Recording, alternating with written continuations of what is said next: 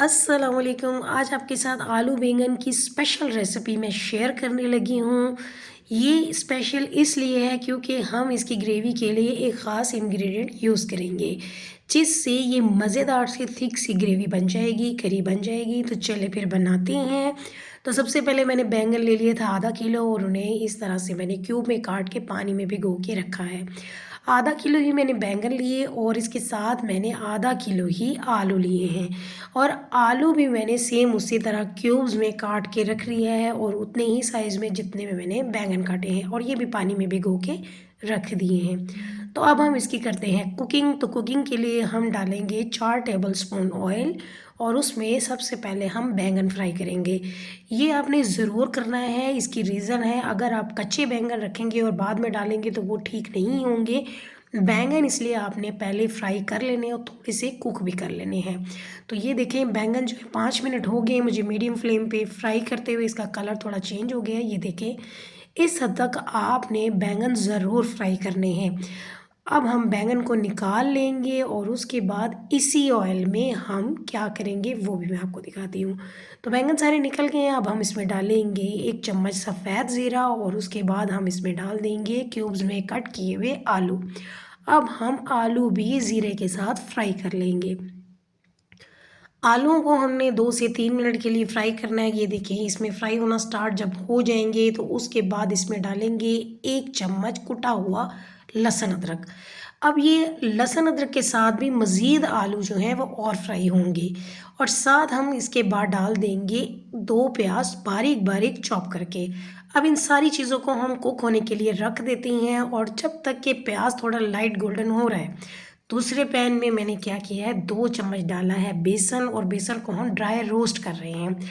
तो low flame पे आपने उस वक्त तक बेसन को ड्राई रोस्ट करना है। ये देखिए, जब तक इसका ये इस तरह से थोड़ा सा कलर चेंज हो जाए और इसमें खुशबू आने लग जाए।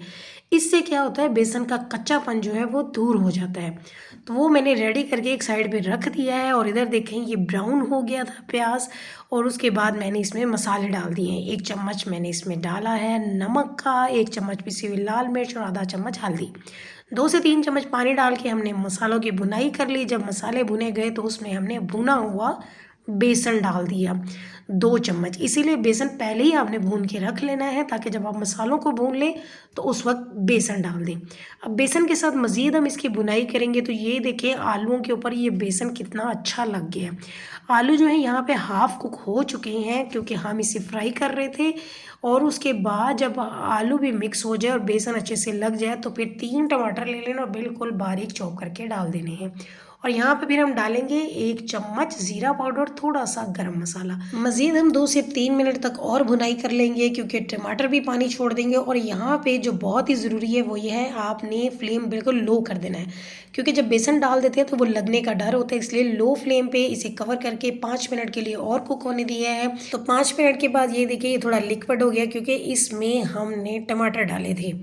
और मज़ीद हम इसको करी बनाने के लिए, इसकी ग्रेवी बनाने के लिए इसमें 2 कप पानी डाल देंगे। तो 1 कप मैंने डाल दिया, मज़ीद मैंने और भी डाल दिया। तो 2 कप पानी इसमें डाल दीजिएगा। मुझे ये थोड़ा कम लग रहा था, इसलिए मैंने थोड़ा सा और डाल दिया था। अब हम इसे मिक्स करेंगे और साथ डाल देंगे 1.5 चम्मच धनिया पाउडर। अब इसे भी हम मज़ीद मिक्स कर देंगे। और ये देखिए, ये कितनी ज़बरदस्त सी करी अभी बनने लग गई है। और यहाँ पे हम क्या करेंगे, जो हमने बैंगन फ्राई करके रखे थे वो डाल देंगे। इसीलिए बैंगन पहले ही आपने फ्राई कर लेने हैं, क्योंकि वो हमने करी में डालने हैं, डायरेक्ट नहीं आपने डालने कच्चे। इससे क्या होगा, बैंगन पानी छोड़ते हैं और उसका टेस्ट अजीब सा हो जाता है। तो करी में हमेशा बैंगन जो है वो थोड़े से फ्राई करके डालना है। और 5 से 7 मिनट के लिए बिल्कुल लो फ्लेम पे हम दम पे रख देंगे। तो ये देखें, 5-7 मिनट के बाद ये कैसे ज़बरदस्त से बन गया, और आलू भी यहाँ पे अच्छे से कुक हो चुके हैं और बैंगन भी, दोनों चीज़ें कुक हो गई हैं। अब हम इसमें डाल देंगे हरा धनिया। तो अभी भी ये फाइनल अभी रेडी नहीं हुआ, तो हमने हरी मिर्चों को डायरेक्ट ऐसे ही नहीं डालना। तो वो हम क्या करेंगे, तो उसके लिए पैन में हम डालेंगे 2 चम्मच ऑयल, और इसमें थोड़ा सा ज़ीरा डालेंगे और हरी मिर्चें डाल देंगे लंबाई में इस तरह से काट के। हरी मिर्चों को भी हम थोड़ा फ्राई करके डालेंगे, इससे भी बहुत ज़बरदस्त फ्लेवर आएगा और हरी मिर्चों का टेस्ट बहुत अच्छा हो जाएगा। और अब ये छोटा सा जो बघार हमने लगाया, अब ये हम आलू बैंगन करी के ऊपर लगा देंगे। क्योंकि ये है आलू बैंगन की करी तो इसलिए बघार लगाना ज़रूरी है। तो बघार लगाते वक्त ही इसमें थोड़ी सी पिसी हुई लाल मिर्च डालेंगे और इसे हम इस तरह से लगा देंगे। तो ये देखिए कितने मज़ेदार से आलू बैंगन करी बनी है। ये स्पेशल किस्म की रेसिपी है, बहुत मज़े की बनती है। ज़रूर ट्राई कीजिएगा। और ये देखिए ये फाइनल लुक इसकी देख लें, बहुत मज़े के बने हैं। तो इस तरह कोई गेस नहीं करेगा कि ये ग्रेवी इतनी मज़े की कैसे बनी है। तो ये थी हमारी आज की मज़ेदार सी रेसिपी। तो इसी तरह की हम रेसिपीज़ के साथ आएंगे। अल्लाह हाफिज़।